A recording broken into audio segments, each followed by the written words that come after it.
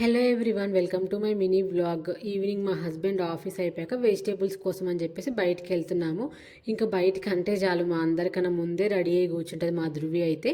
నేనైతే వెజిటేబుల్స్ యూజువల్గా మా అపార్ట్మెంట్లో పెడతారు సండే, ఇంకా అప్పుడే తీసుకుంటా, లేదంటే మార్కెట్లో తీసుకొస్తా.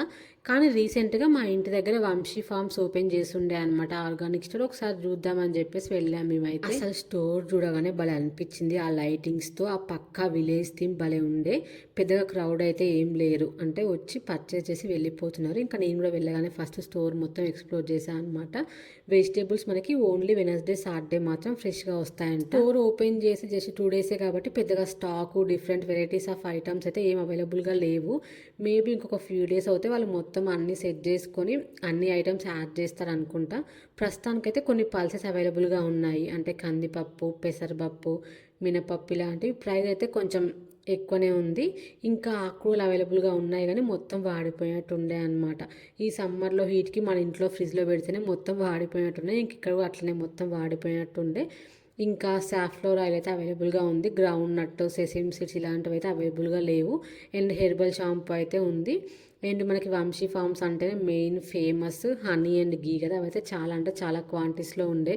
అంటే 250 ml, 500 ml, ఇంకా 1 లీటర్ అట్లా చాలా క్వాంటిటీస్లో అయితే అవైలబుల్గా ఉంది. ఫ్రూట్స్లో అయితే ఓన్లీ మ్యాంగోస్ ఉన్నాయి, దాంట్లో ఒక 3 వెరైటీస్ అట్లా ఉండే అనమాట.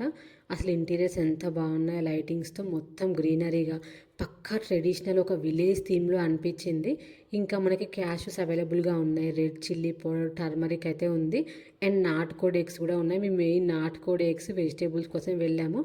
నాటుకోడి ఎగ్స్ మనకైతే 6 eggs 120 రూపీస్ అట్లా పడుతుంది. మా ధృవి అయితే ఇంకా షాప్ మొత్తం తిరిగేస్తుంది, అక్కడ అన్ని ఐటమ్స్ ముట్టుకుంటుంది.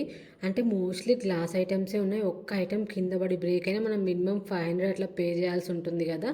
ఇంకా ఎగ్స్ తీసుకొని బయటకు వచ్చేసాం. ఫుల్ గాలిదుము, వర్షం వచ్చేలాగా ఉందన్నమాట. ఫుల్ మబ్బట్టేసింది. ఇంకా ఫాస్ట్గా ఇంటికి వెళ్ళిపోతున్నాము.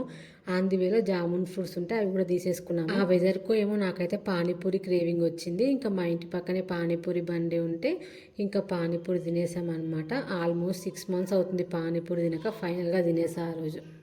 ఆఫ్టర్ లాంగ్ టైం అనమాట పానీపూరి తిన్నాం. సో ఇప్పుడు వాకింగ్ టైం.